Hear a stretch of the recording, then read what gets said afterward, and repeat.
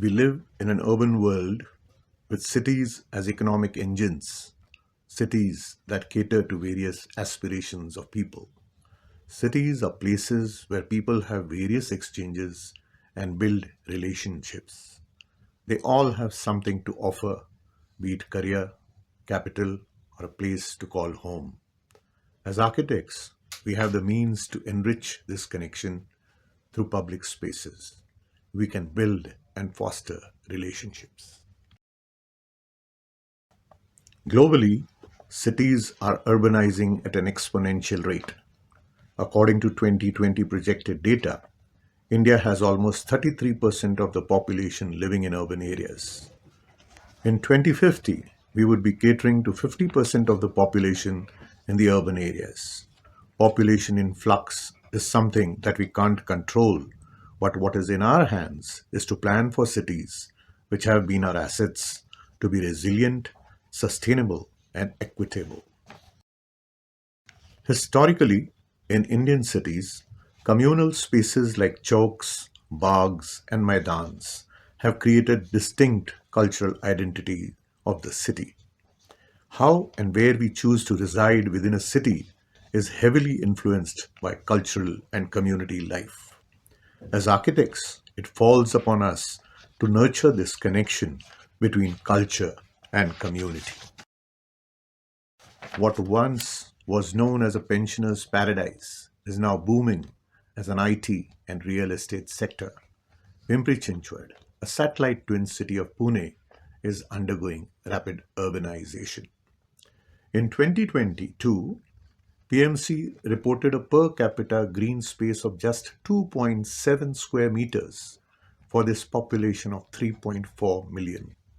This figure falls significantly below the recommended values outlined by the Urban and Regional Development Plans formulation and implementation and World Health Organization guidelines, 10 square meters and 9 square meters respectively.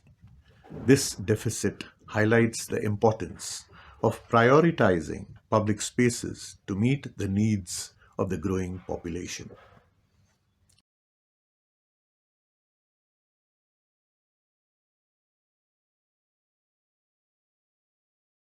Located at the border of Pimpri-Chinchwad and Pune, surrounded by a vibrant mix of residential and commercial buildings, the site enjoys its proximity to the Mula River. Given this scenic backdrop, establishing a public park appears to be a fitting initiative. A reserved parcel of land for a tranquil park, only to become a dumping ground for construction waste, as well as the existing temple losing its sanctity. This highlights neglect and misuse. Beg to ask the question, how can we reclaim such spaces to their true purpose and value? Prana Pratishtha, belief in breathing life and spirit.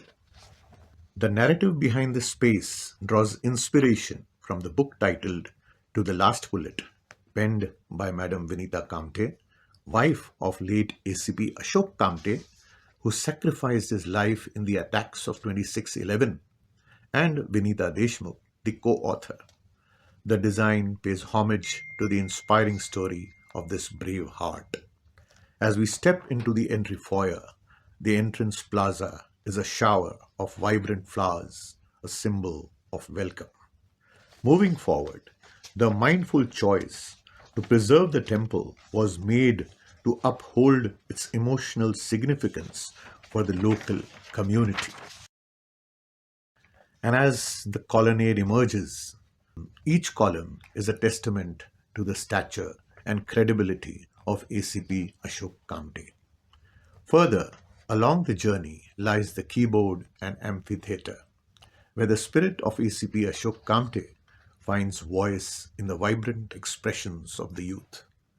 As the journey draws to a close, we find the edge of a gentle river showcasing ACP Ashok Kamte's legacy flowing endlessly through time. We, as a practice, firmly believe that the design needs to respond to the context. We tend to seek answers from the very surroundings, and thus we made conscious decisions about materials adhering to PWD DSR recommendations. Our paving and flooring feature locally sourced materials like shahbad and kota.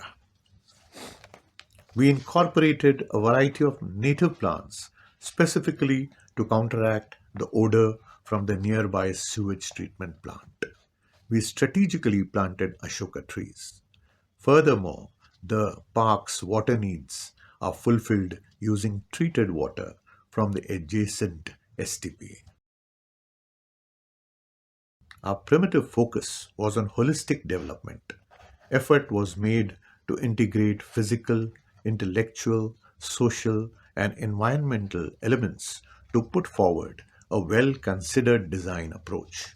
Socially, the park caters to occasional cultural events as well. For intellectual growth, we offer interactive features like a life size chessboard and a play keyboard for simulative purposes. On environmental fronts, Miyawaki concept of a dense green forest of native plants and trees was incorporated to enhance the microclimate along the riverfront. So now let's go back to the aim that we were trying to establish: making cities livable, accessible, and inclusive. In short, happy. We as architects have a tool by which we can build better cities with better relationships between people, the tool of designing public spaces. They help in bringing more people together, irrespective of their backgrounds and differences. And that is what we believe is the win-win situation for all of us, when the people take charge of the space and make it their own.